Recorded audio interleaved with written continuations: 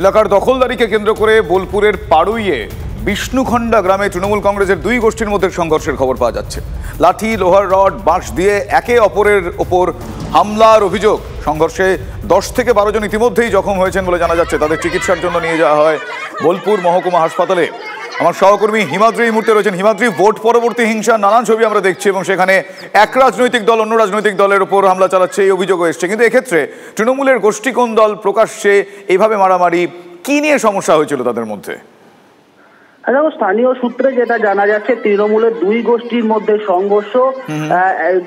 স্থানীয় যারা তৃণমূলের কর্মী রয়েছে তারা বলছে আদি এবং নব্য তৃণমূলের মধ্যে এই সংঘর্ষ, কারণ দীর্ঘদিন ধরে কিছু মানুষ তৃণমূল করে আসছে এবং নির্বাচনে তৃণমূল কংগ্রেস ব্যাপক লিড পেয়ে জয়লাভের পর বিজেপি এবং সিপিএম থেকে কিছু মানুষ তৃণমূল কংগ্রেসে যোগদান করেছিল এবং এই দুই গোষ্ঠীর মধ্যে মূলত সংঘর্ষ। এলাকায় বক্স বাজানোকে কেন্দ্র করে প্রথমে ছোট উত্তেজনা সৃষ্টি হয়, পরবর্তী ক্ষেত্রে সেটা কথা কাটাকাটি বাগবিতণ্ডা শুরু হয়, পরবর্তী ক্ষেত্রে সেটা মারামারি বোমাবাজিতে গিয়ে পৌঁছায়। ইতিমধ্যেই সেখানে বিশাল পুলিশ বাহিনী পাড়ুই থানা থেকে গিয়ে উপস্থিত হয়েছে এলাকার, যাতে আর নতুন করে কোনো অপ্রীতিকর ঘটনা বা অশান্তি সৃষ্টি না হয় সে কারণে।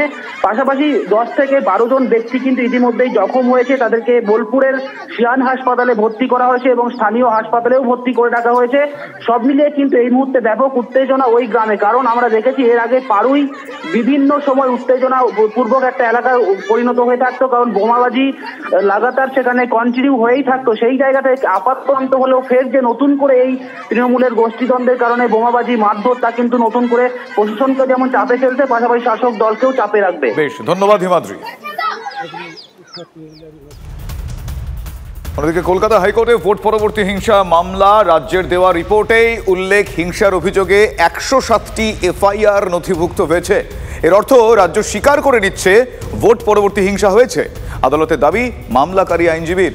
কেন্দ্রের পক্ষে এএসজি আদালতে জানিয়েছেন প্রয়োজনে রাজ্যে কেন্দ্রীয় বাহিনী থাকার মেয়াদ বাড়ানো হবে। ভোট পরবর্তী হিংসার জন্য অন্য একটি জনস্বার্থ মামলাকারী আইনজীবী প্রিয়াঙ্কা তিব্রওয়াল 250টি অভিযোগের কথা জানান আদালতে। দুটি মামলার শুনানি চলাকালীন বিচারপতি পর্যবেক্ষণ। মূল উদ্দেশ্য হলো মানুষকে নিরাপত্তা দেওয়া। হিংসা রুখতে রাজ্য ও কেন্দ্র কি অবস্থান জানাতে হবে আদালতে। নতুন পাওয়া অভিযোগ হলফনামা আকারে জমা দিতে হবে আইনজীবী প্রিয়াঙ্কা তিব্রওয়ালকে নির্দেশ বিচারপতি হরিশ টন্ডনের ডিভিশন বেঞ্চের। দুটি মামলার পরবর্তী শুনানি রয়েছে আগামী 21শে জুন।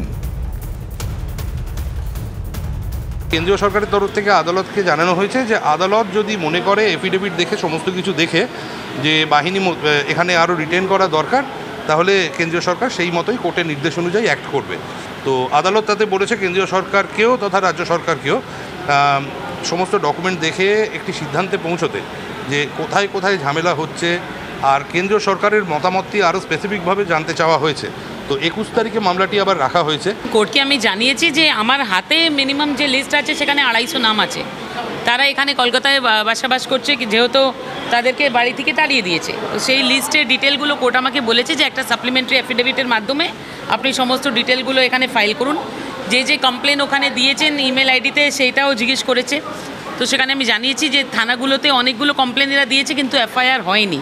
তো সেই সমস্ত জিনিস আমি আমার সাপ্লিমেন্টারি অ্যাফিডেভিটের মাধ্যমে কোর্টে ফাইল করব। পরশুদিন মামলার শুনানি হবে। কিছুক্ষণ আগে আপনাদের দেখাচ্ছিলাম বোলপুরের পাড়ুইয়ের বিষ্ণুখণ্ডা গ্রামে তৃণমূলের দুই গোষ্ঠীর মধ্যে সংঘর্ষ। লাঠি, লোহার রড, বাঁশ দিয়ে একে অপরের উপর হামলা, সেই ছবি এবার আপনাদের দেখাচ্ছি। দেখুন কোন পর্যায়ে গিয়েছে তাদের মধ্যে এই সংঘর্ষ।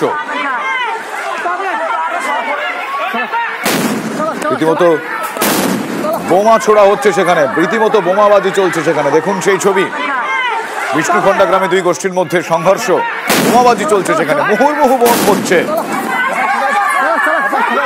দুই আলাদা গোষ্ঠী নয়, যেটা জানা যাচ্ছে যে একই রাজনৈতিক দল, মানে তৃণমূল কংগ্রেসের দুটো আলাদা আলাদা গোষ্ঠীর মধ্যে এই সংঘর্ষ।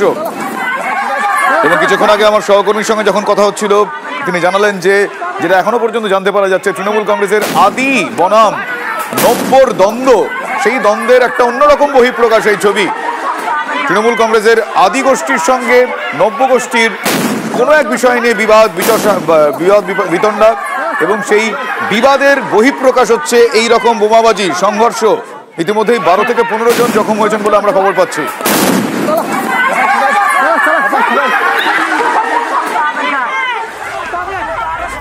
অন্যদিকে আরো এক বিপত্তির খবর আপনাদের বলি। উদ্বোধনের আগে জলে চলে গেল 12 কোটির ব্রিজ।